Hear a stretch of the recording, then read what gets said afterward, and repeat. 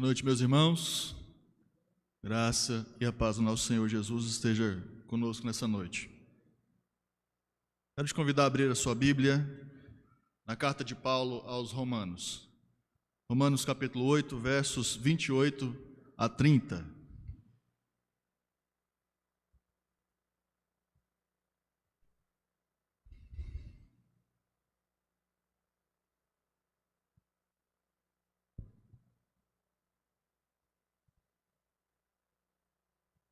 Romanos capítulo 8, versos 28 a 30, e assim diz a palavra do Senhor. Sabemos que todas as coisas cooperam para o bem daqueles que amam a Deus, daqueles que são chamados segundo o seu propósito. Porquanto aos que de antemão conheceu, também os predestinou para serem conformes à imagem de seu Filho, a fim de que ele seja o primogênito entre muitos irmãos. E aos que predestinou, a esses também chamou, e aos que chamou, a estes também justificou, e aos que justificou, a estes também glorificou. Amém. Vamos orar. Deus, nós nessa noite queremos clamar ao Senhor que esteja abrindo o coração da tua igreja para a exposição da tua palavra nesta noite. Que o Senhor fale aos nossos corações, que o Senhor nos conforte, que o Senhor, ó Deus, nos oriente, que o Senhor nos fortaleça através da tua palavra, Deus, nesta noite aqui sendo exposta. No nome de Cristo Jesus, nos encha um pouco mais do Espírito Santo para que nós possamos viver uma vida digna do Senhor, ó Deus. Essa é a nossa oração que fazemos no nome e confiados nos méritos do Senhor Jesus Cristo. Amém. Irmãos, eu acho uma percepção pessoal que nós chegamos num período em que nós estamos muito carentes de relembrar aquilo que o Evangelho é. O Evangelho, aquilo que nós cremos que é a boa nova do Senhor. Nós precisamos relembrar muitas vezes as boas novas do Evangelho, porque os tempos que nós vivemos, o próprio Senhor Jesus vai dizer isso, os dias são maus. Os dias são maus porque existem ainda, até a volta de Jesus Cristo, muita injustiça no mundo, porque o próprio Senhor Jesus também vai nos dizer que o mundo jaz no maligno. E aquilo que o mundo vai proporcionando a nós, aquilo que as tragédias que estão acontecendo ao nosso redor, as más notícias, elas vão tomando conta da nossa mente, do nosso coração, e vai fazendo com que a gente se torne um tanto quanto desanimados a respeito daquilo que nós cremos. A ponto de nós abrirmos a nossa Bíblia, se nós fazemos isso todos os dias, abrimos a nossa Bíblia, fazemos a nossa devocional, e isso não mudar nada no nosso dia, fazemos aquela oração corriqueira, os mesmos pedidos, os mesmos agradecimentos, no automático nós estamos fazendo isso, e tudo isso é fruto das más notícias que o mundo sempre traz para nós, e essas más notícias vão nos empobrecendo, essas más notícias vão fazendo com que nós vivamos uma vida encurvada, uma vida muitas vezes infeliz, arraigada em questões que de fato o mundo que jaz no maligno, está vivendo. Um mundo sem esperança no futuro, um mundo que de fato só vive de tragédias e de catástrofes. Nós estamos estamos concluindo um segundo ano, onde nós estamos vivendo uma pandemia. Nós perdemos irmãos aqui na fé. Irmãos aqui, famílias estão passando ainda por esse período de luto. Todos nós aqui pudemos experimentar, em certa medida, esses tempos difíceis que nós estamos vivendo. Mas eu quero dizer nessa noite, queridos, que o Evangelho ainda e sempre serão as boas novas para nós. E eu quero te lembrar desse Evangelho nessa noite. Para que, se o teu coração já está clamando mais uma vez por essas boas novas, pelas boas notícias, o teu coração seja alimentado nessa noite. Se você precisa de boas notícias nessa noite, nós iremos então expor esse texto para que de fato o Espírito Santo esteja acalentando o teu coração, te lembrando que Cristo ainda e sempre governará a história, independente do período que nós estamos passando. Por isso, nessa noite nós vamos falar sobre a pedagogia de Deus em tempos difíceis. E quando nós olhamos para esse texto, especialmente para esse capítulo 8 da carta de Paulo aos Romanos, nós podemos perceber que Paulo está mostrando um evangelho que só vai ficando melhor. Quando você olha desde o início da carta, do capítulo 8 dessa carta aos Romanos, Paulo está apresentando um cristianismo que só vai ficando melhor. E aí, se você se deparasse com uma propaganda dessa, como Paulo está fazendo, do capítulo 8, a respeito do cristianismo, uma propaganda a respeito de qualquer outro produto no mundo, você ia falar assim, mas está bom demais para ser verdade. Porque Paulo vai acrescentando informações a respeito do cristianismo, que a gente fica extasiado, e a gente, de fato, olhar para esse texto, a gente começa a entender que é bom demais servir a Deus. O cristianismo é bom demais. E não tem outra cosmovisão no mundo, outra filosofia, que se iguale ao cristianismo, porque o próprio Senhor Jesus está conosco e apresentando muitas questões para que a gente, de fato, viva uma vida firmada no Evangelho, uma vida feliz. É isso que o Senhor Jesus tem para nós. E aqui não é confissão positiva. Do tipo, quanto mais você mentalizar que algo vai acontecer de bom na sua vida, isso vai acontecer. Não tem nada a ver com isso. O que tem a ver aqui são de fato verdades que vêm do alto, que vêm de Deus para nós, que já somos cristãos, e para aqueles que ainda estão chegando no cristianismo, que vão chegar no cristianismo. E se esse é o seu caso, meu querido, tome posse desse texto. Sabe por que eu falo que esse texto é um texto maravilhoso do ponto de vista das boas novas? E Paulo vai acrescentando isso gradativamente no texto. Porque desde o início do capítulo 8, Paulo vai dando boas notícias para a gente. Primeira boa notícia que Paulo dá no capítulo 8, volta a sua Bíblia aí. Ele vai dizendo, já no versículo 1, agora, pois, já nenhuma condenação há para os que estão em Cristo Jesus. Ou seja, acabou. Você não tem dívida nenhuma, você não tem mais condenação alguma. Deus não tem nada contra você mais. Essa é a primeira boa notícia. Paulo vai acrescentando. E aí, no decorrer do capítulo 8, Paulo vai dizendo, vocês ainda têm o Espírito Santo que habita em vocês. Outra boa notícia. Outra boa notícia que Paulo vai acrescentando, vocês foram feitos filhos e herdeiros de Deus. Outra notícia boa, sofrem por Cristo, nós estamos sofrendo por Cristo, mas a gente vai participar da glória de Cristo na eternidade. Outra boa notícia. Nós viveremos eternamente com Cristo na Nova Jerusalém. E nós temos o Espírito Santo que intercede em nosso favor, porque nós somos fracos e não sabemos como devemos orar. Está percebendo que o capítulo 8 é Paulo sempre colocando mais beleza no cristianismo? Se isso está pouco para você, então toma mais essa verdade. Se essa verdade ainda está pouco, toma mais essa. E Paulo deixa esse cristianismo maravilhoso estampado para nós. E aí nós chegamos no capítulo 8, versos 28 a 30, Paulo acrescenta algo mais.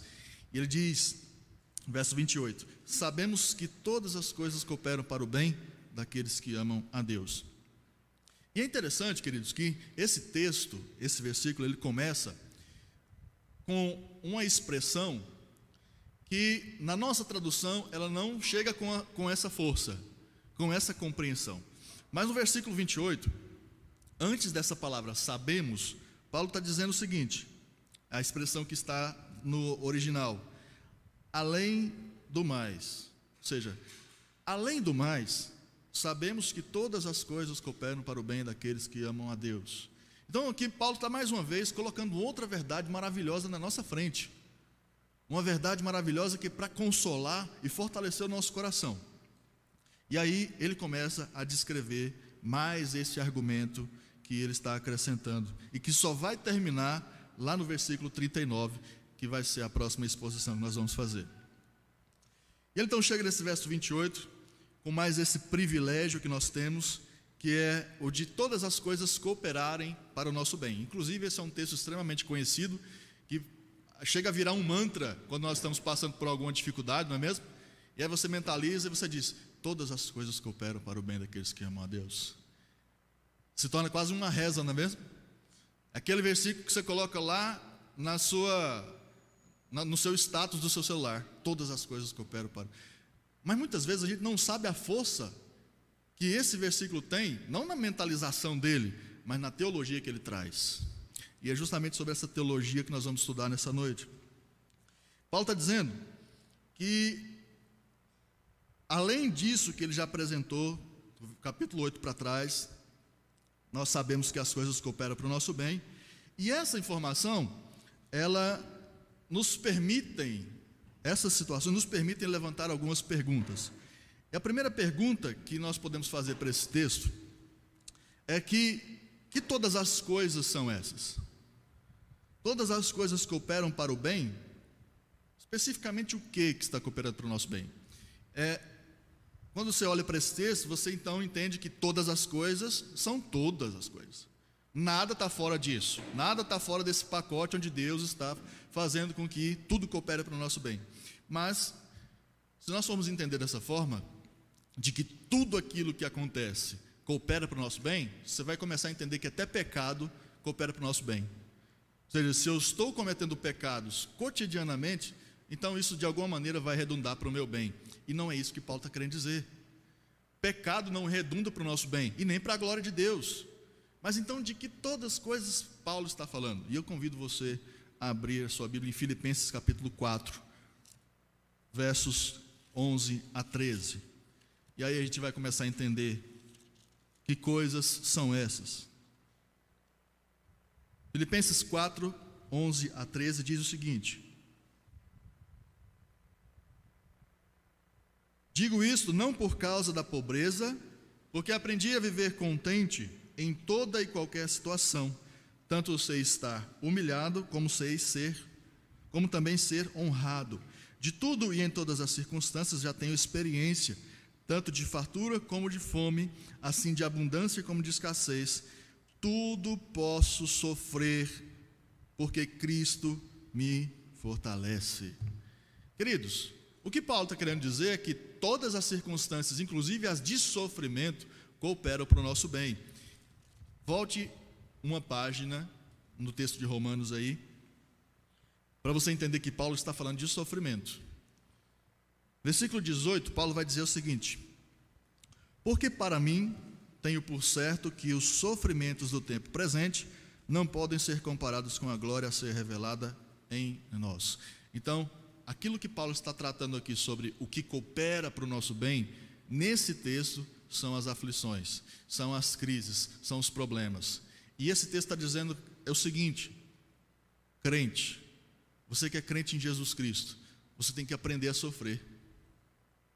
Você tem que aprender que em cada situação difícil da sua vida, o Senhor está tentando te mostrar algo. E esse algo que Deus está querendo mostrar para você, no final das contas, vai contribuir para o seu bem. E aqui cada um sabe as aflições que está passando. Todo mundo sabe aqui o que está passando. Todo mundo sabe qual é a grande dificuldade da sua vida, ou as grandes dificuldades da sua vida. Se isso não vai contra a palavra de Deus, se a aflição que você está passando não é fruto de pecado, então saiba que essa aflição vai te conduzir para algo que vai ser benéfico para você lá no futuro. Então Paulo está dizendo justamente isso. Todas as coisas são as aflições que nós precisamos aprender a viver com elas. E aí, uma outra questão que nós podemos retirar desse texto, de que todas as coisas, as aflições, elas cooperam para o nosso bem, é que Paulo está tratando especificamente sobre os filhos de Deus. Aquilo que para o mundo é simplesmente sofrimento por sofrimento, ou seja, eu estou sofrendo, mas isso não me leva para lugar nenhum, isso só me deixa para baixo, isso só me traz uma vida de fato triste. Para o cristão é diferente. Por isso que Paulo está dizendo: eu aprendi a viver contente, queridos. Eu aprendi a viver contente porque eu sei que todas as aflições que eu estou passando, elas irão redundar em algo para o meu bem no final. E aqui a diferença do sofrimento do crente para o não crente. Aquilo que o não crente enxerga como apenas desgraça na sua vida, o cristão entende que Deus está trabalhando na sua vida. Por exemplo, uma crise financeira na vida do cristão pode ser algo que Deus esteja tentando mostrar para ele que ele precisa depender mais da providência de Deus do que no seu próprio braço e na sua própria capacidade de gestão. Uma crise financeira para um não cristão é só uma crise financeira que está levando ele para o buraco e nada mais. Então você precisa começar a aprender a sofrer.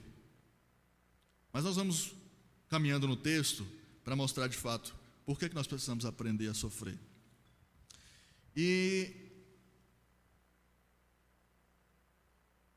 o texto ainda vai nos mostrar que tudo só pode cooperar para o nosso bem porque nós amamos a Deus, mas nós só podemos amar a Deus porque Ele nos amou primeiro.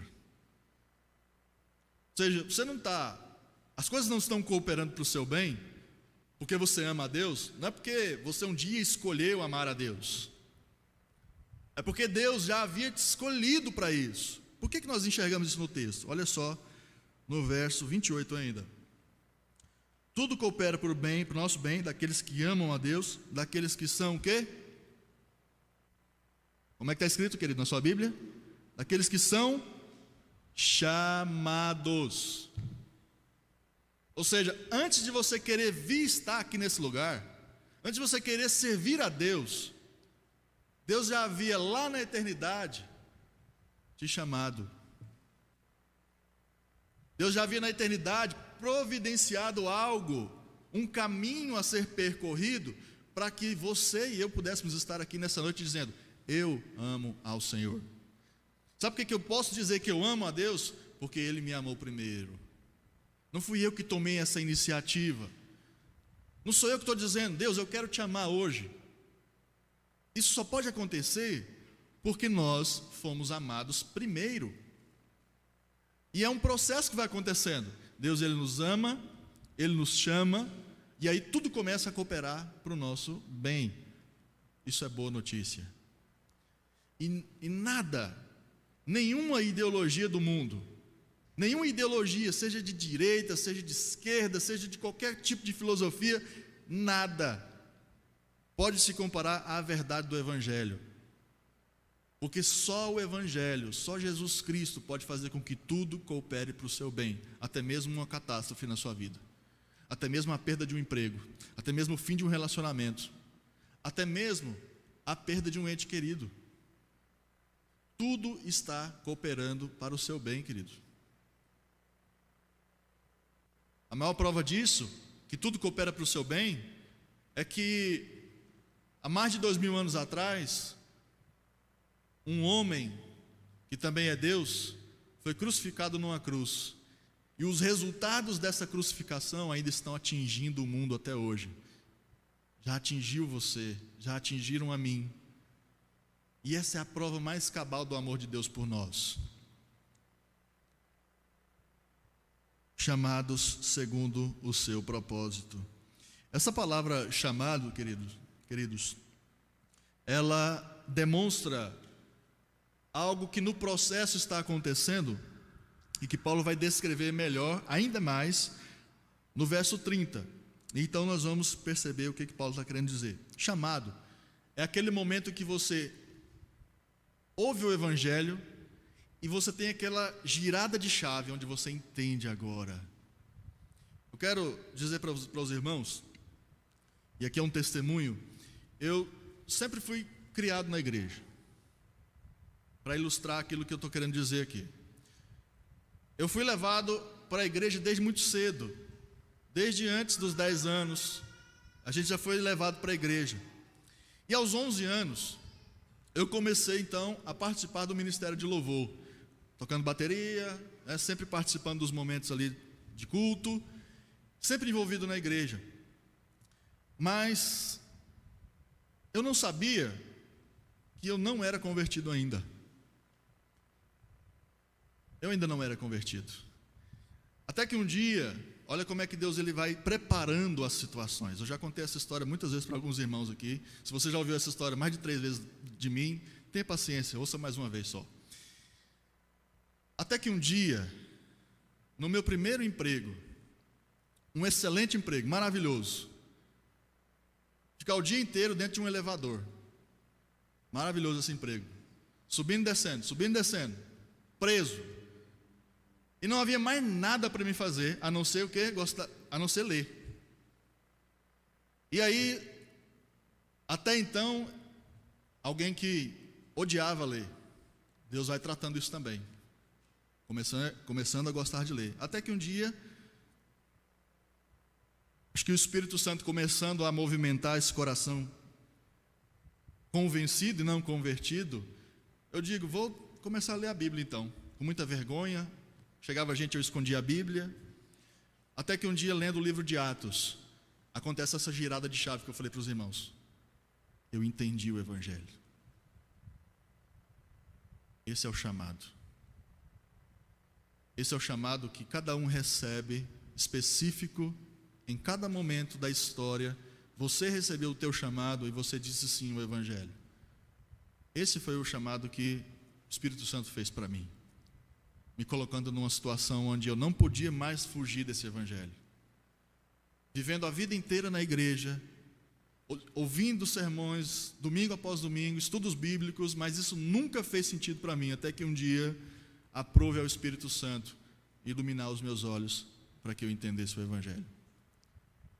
Esse é o significado dessa palavra, chamados. Você entendeu o Evangelho um dia e isso fez sentido para você. Verso 29, nós temos o caminho percorrido por Deus desde a eternidade para fazer tudo cooperar para o nosso bem. E aí ele vai usando algumas expressões. Porquanto aos que de antemão conheceu, também os predestinou para serem conformes à imagem de seu Filho, a fim de que ele seja o primogênito entre muitos irmãos. Essa palavra conheceu é uma palavra que gera muitos problemas teológicos. Muitos problemas teológicos. Porque existe uma corrente teológica que vai dizer que a predestinação para a salvação, ela ocorre porque Deus um dia, lá na eternidade, viu que você, por si mesmo, creria nele. Está entendendo? Acompanha o raciocínio.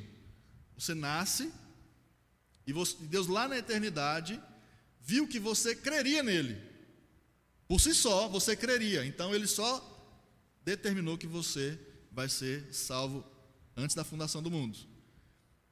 Ou seja, você, por suas próprias forças, por sua própria fé, por sua própria convicção, sem a ação de Deus, você creria nele. Então Deus aqui só coloca isso no papel.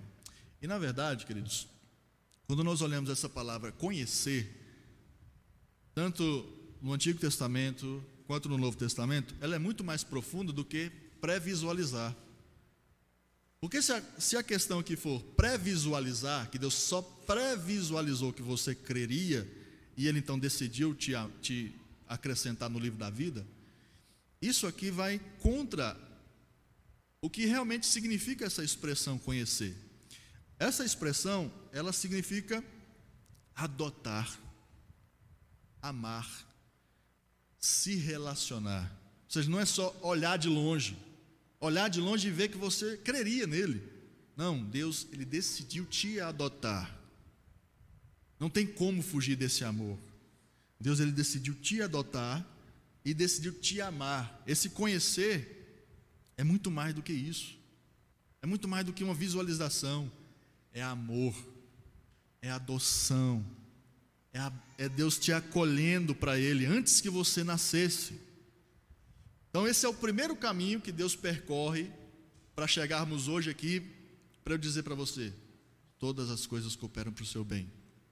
E tudo começa lá na eternidade, antes que você nascesse. O seu bem começou a ser determinado lá na eternidade, queridos. Não é de agora. E aí o segundo passo que Deus faz, que Deus dá em direção a isso, é nos predestinou. Primeiro Ele nos ama, Ele nos adota, e depois Ele nos destina previamente. Deus, Ele já nos destinou para a salvação. Eu não tinha nenhuma capacidade por mim mesmo de escolher a Deus. Ninguém escolhe a Deus, sabe por quê? Efésios capítulo 2. Ele vos deu vida, estando vós o quê? Mortos. Morto tem escolha? Eu não tinha condição, nem você tinha condição de escolher a Deus, mas Ele me conheceu, Ele me amou, e aí Ele me predestinou para ser agora vivo. E aqui nós chegamos, após Deus nos conhecer, nos predestinar, aqui nós chegamos no cerne do texto. Para a gente determinar bem o que é esse bem, tudo coopera para o nosso bem, porque isso pode ficar no vácuo. Quando você lê esse texto, todas as coisas cooperam para o bem, você começa a imaginar muitas coisas. Por exemplo, você começa a achar que você tem que trabalhar para que você fique rico. E esse é o grande bem que Deus vai te dar com o seu trabalho. Você vai estudar para que você então consiga uma carreira boa. E esse é o bem que Deus está querendo te proporcionar. Você vai começar um relacionamento novo para que esse relacionamento se redunde em um casamento abençoado. E você acha que esse é o bem que Deus está querendo te dar. Querido, mas joga fora todas essas ideias de bem aí. Deus não está aqui para ser um mordomo para nos atender nos nossos anseios, nos nossos pedidos mais diversos que a gente pode fazer. Mas eu quero te dizer, o bem que o Senhor está proporcionando para a sua vida, e que todas as coisas estão cooperando para que isso aconteça, está aqui no verso 29. Vamos ler todos juntos? A segunda parte. Também nos predestinou para serem conformes à imagem de seu Filho, a fim de que ele seja o primogênito entre muitos irmãos. Todas as coisas estão cooperando para que você se transforme cada vez mais e fique cada vez mais parecido com Jesus Cristo. Esse é o bem que o Senhor está querendo proporcionar na sua vida. Não é te deixar rico, não é te dar um casamento do jeito que você quer, não é fazer você conquistar uma carreira de sucesso, não é nada disso, embora Ele possa fazer isso, mas todas as coisas estão cooperando para você se tornar cada vez mais parecido com Jesus. Se tornar parecido, uma cópia de Jesus, é o alvo da predestinação. Nós não somos predestinados para sermos bem-sucedidos no mundo, nós somos predestinados para sermos conforme a imagem de Jesus Cristo. Se você está em algum empreendimento que não está glorificando a Deus, saiba que você está indo no caminho contrário. Ao invés de você estar se aproximando cada vez mais da figura de Cristo, você está se aproximando cada vez mais da figura de Adão, caído em seus pecados. Então, queridos, quando você olhar para esse texto, naquelas suas crises existenciais, nas suas crises mais diversas, você precisa olhar para esse texto e dizer: como essa crise, como esse sofrimento me aproxima da imagem de Jesus Cristo. É deixar de parecer com o velho homem para parecer com Cristo, e esse processo às vezes é doloroso. Hebreus vai dizer que o Evangelho é como uma espada que entra cortando a nossa carne, porque às vezes a gente tem que cortar na carne, tem que sofrer para a gente realmente se parecer com Jesus, porque muitas vezes para expor o ídolo que está no nosso coração, Deus ele tem que provocar um sofrimento em nós, Deus ele tem que provocar perdas, Deus ele tem que provocar privações para a gente entender que tipo de Deus nós estamos servindo. Mas no final de tudo, tudo vai arredondar para o nosso bem. E no verso 30, nós temos uma ordem da salvação mais explicada.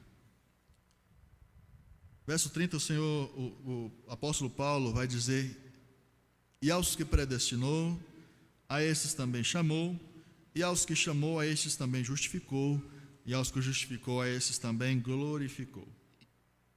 Aqui nós temos o que nós chamamos de ordem da salvação. É uma ordem pela qual o Senhor vai estabelecendo os meios pelos quais nós somos salvos. E o primeiro passo para que realmente nós sejamos salvos, Paulo já deu aqui a indicação, nós somos conhecidos por Deus.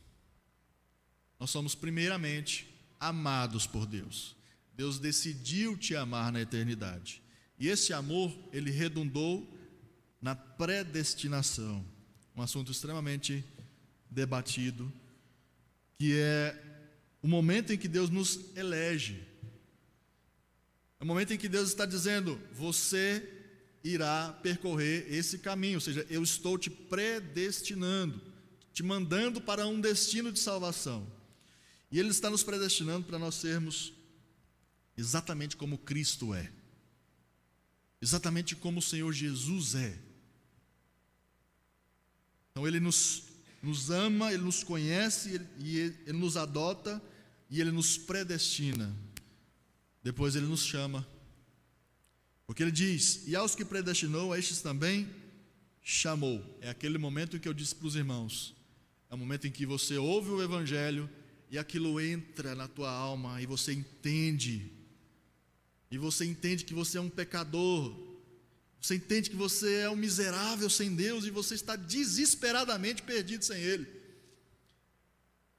E só então você consegue dizer: Senhor, eu creio e eu quero ser salvo.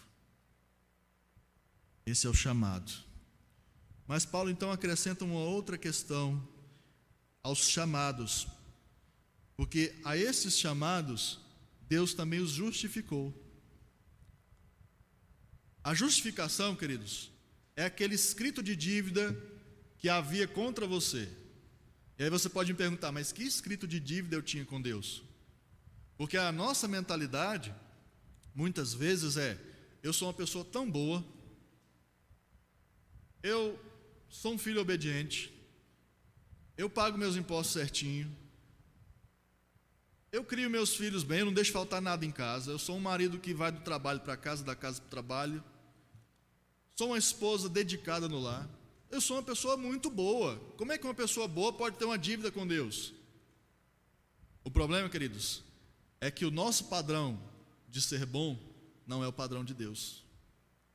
Gosto de ilustrar isso da seguinte forma: imagine que você saiba cozinhar e você faça isso todos os dias, certo? Quantos aqui gostam de cozinhar? Eu não gosto não vou levantar a mão, mas você gosta? Quem gosta de cozinhar aqui? Pouca gente, hein? Como é que vocês comem? Vocês comem fora todo dia? Pouca gente cozinha então. Mas o fato é, quantos aqui que levantaram a mão dizendo que gostam de cozinhar se habilitariam a ir lá para o Masterchef? Levanta a tua mão aí agora. Ninguém? O Jefferson levantou a mão, né? Ei, bicho, está garantido, hein? Mas o que eu estou querendo dizer, fora o Jefferson? Eu estou querendo dizer que cozinhar em casa é diferente, porque os públicos são mais exigentes lá fora.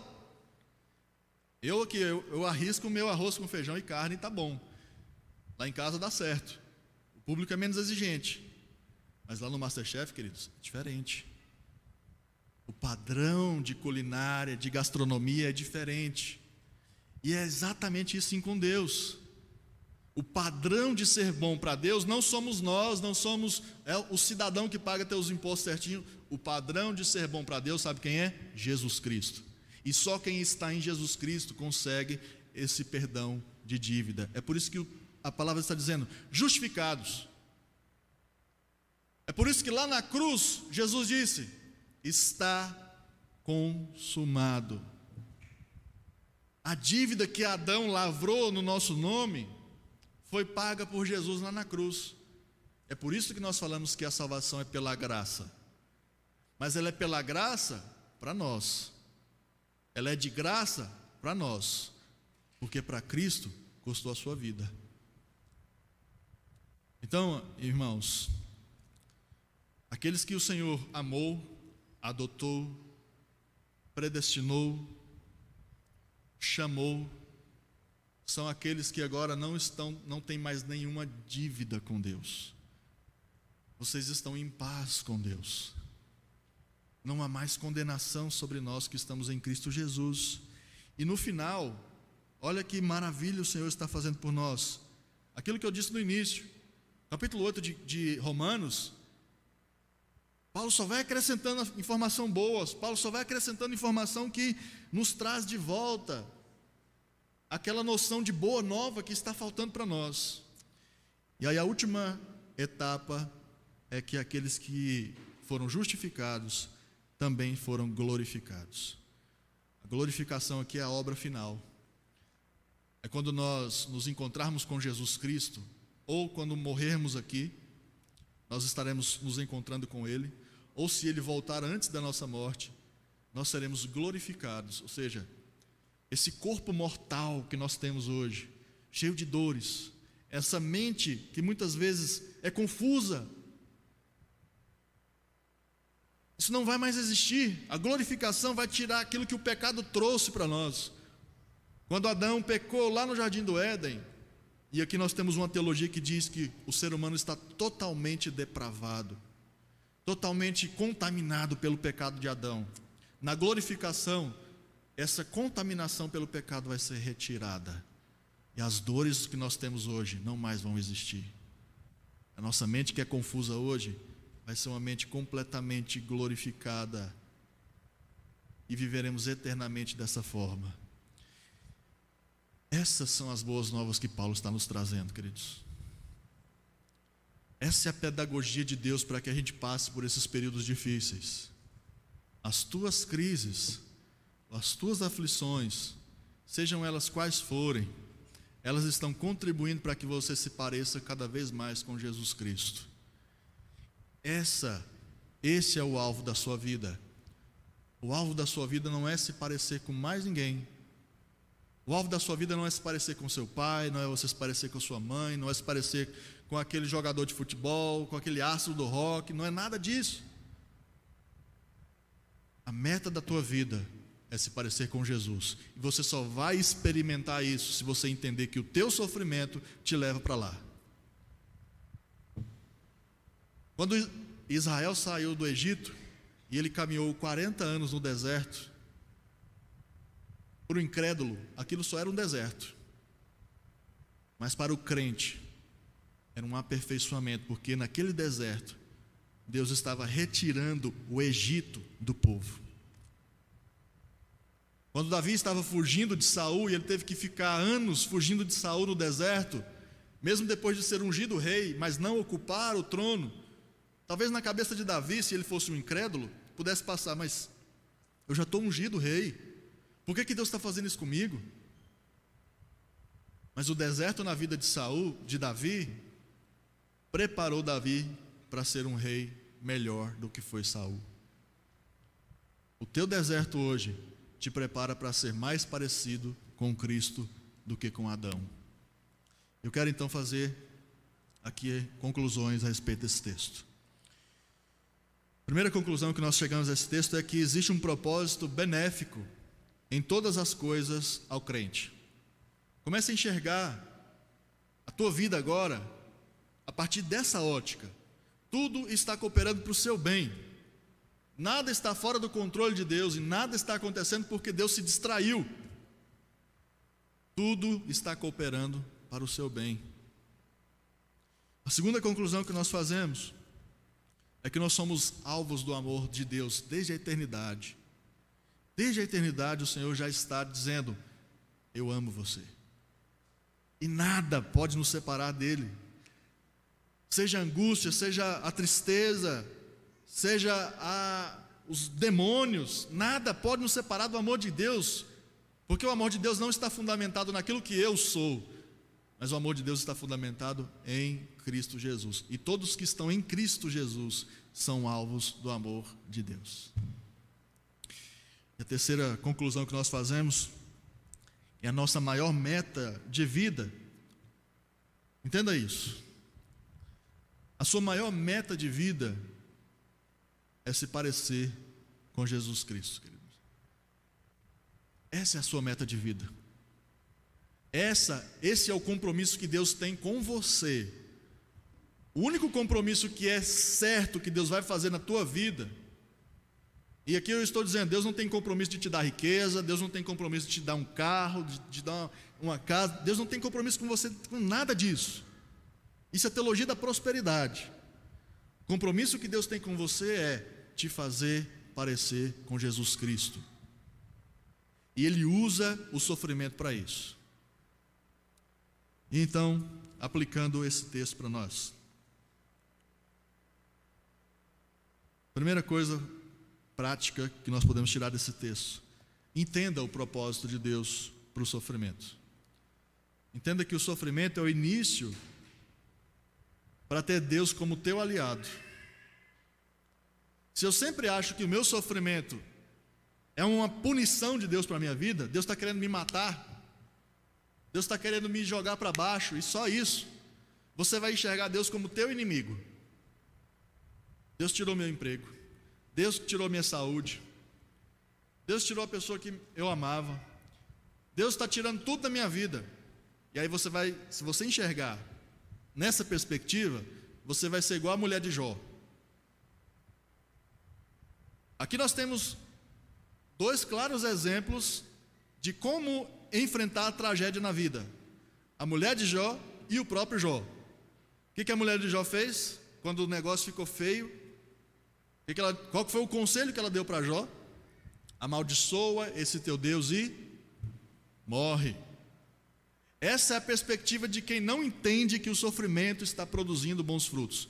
Amaldiçoa esse teu Deus. Para que você está servindo a Deus? Para que você está indo na igreja? Para que você está dando dízimo? Para que você está se matando na obra? Deus, Ele não te ama. Deus é teu inimigo. Mas na perspectiva de Jó, ele sabia, e ele vai dizer isso lá na frente: porque eu sei que o meu Redentor vive, e por fim ele se levantará sobre a terra. Você escolhe. Ou você encara a tua aflição como Jó, ou como a mulher de Jó. Segunda aplicação que nós podemos tirar é que Deus usa a disciplina para nos moldar à imagem de Cristo. Quando nós falamos em disciplina, a gente até faz cara feia. Quem gosta de ser disciplinado? Quem gosta de ser corrigido? Ninguém gosta de ser corrigido. Porque o nosso ego, ele é um ego que sempre acha que nós estamos certos. E aí quando vem um irmão e dá uma palavra para nós: olha, você está errado. E aí quando vem os pastores da igreja e nos cobram uma atitude diferente, a gente fica chateado. E a gente não entende que a disciplina, ela no início é dolorosa, mas no final ela está fazendo com que nós nos pareçamos menos com Adão e mais com Jesus Cristo. Se você for repreendido alguma vez por algum irmão, por alguma liderança da igreja, querido, não fique chateado. Procure buscar se de fato isso está te aproximando. O teu comportamento que está sendo reprovado está te aproximando mais de Cristo ou mais de Adão? Se o teu comportamento está te aproximando de Adão e tem alguém tentando te trazer para o outro lado, agradeça a Deus por isso. Isso acontece muito com os pais com os filhos. Filhos, obedeçam teus pais, porque eles querem que vocês se pareçam mais com Jesus Cristo. E por fim, seja Cristo o modelo de vida, o seu alvo. Porque Paulo está dizendo que, a fim de que ele seja o primogênito entre muitos irmãos. O que Paulo está dizendo aqui é: existe um modelo de vida, existe um modelo de marido, existe um modelo de esposa, existe um modelo de filho, existe um modelo de sogra, existe um modelo de funcionário, de patrão, de tudo. E esse modelo é Jesus Cristo. Se você quer ser um pai, uma mãe que agrada a Deus, você pode até ficar assistindo Super Nanny, você pode até ler diversos livros a respeito de psicologia, mas você só vai ser um pai e uma mãe e um filho como Deus quer que você seja, se você de fato se parecer cada vez mais com Jesus e menos consigo mesmo. Se você quer ser alguém melhor, e não é isso que o Evangelho está propondo, não é te tornar alguém melhor, é te tornar parecido com Cristo. Não é só para aumentar a tua produtividade, é te tornar parecido com o Criador do universo. Então você precisa disso aqui. Você precisa se arrepender dos teus pecados. Você precisa parar de dizer, eu sou assim mesmo. Você precisa abandonar aqueles pecados que você comete todo dia contra a tua família. Você precisa parar de cometer aqueles pecados que você faz contra si mesmo todos os dias. Aí sim, você de fato será cada vez mais parecido com Jesus. Que essa seja a tua meta de vida. Não, tua meta de vida não precisa ser rico, não precisa ter posse, não precisa ter nada disso. O próprio Jesus dizia que o Filho do Homem não tinha um lugar para reclinar a cabeça, mas dele é o reino. E como o reino é dele e nós somos adotados, nós seremos co-herdeiros com ele também. Nós podemos não ter absolutamente nenhuma bênção mais de Deus. Se Deus parasse de nos abençoar nesse exato momento com as bênçãos temporais, mesmo assim, nós já seríamos os mais felizes dos homens, porque nós temos uma coisa que eles não têm, que é o Senhor Jesus como nosso alvo, como nossa meta de vida. E que Ele te abençoe a sempre buscar essa meta. Um marido cristão, uma esposa cristã, um filho cristão, um funcionário, um patrão. Tudo que você fizer, que seja para a honra e glória do Senhor Jesus, para que você se pareça cada vez mais com Ele. Vamos orar. Deus, aplica esta palavra na nossa vida, substitua, Senhor Deus, pensamentos, atitudes, para que nós possamos cada vez mais parecer com Jesus Cristo, nosso Senhor, ao invés de sermos parecidos com o nosso velho homem e com Adão. Que de fato nós busquemos isso como meta principal da nossa vida. Para isso nós te pedimos no nome de Jesus Cristo, para a tua glória e para o nosso bem. Amém.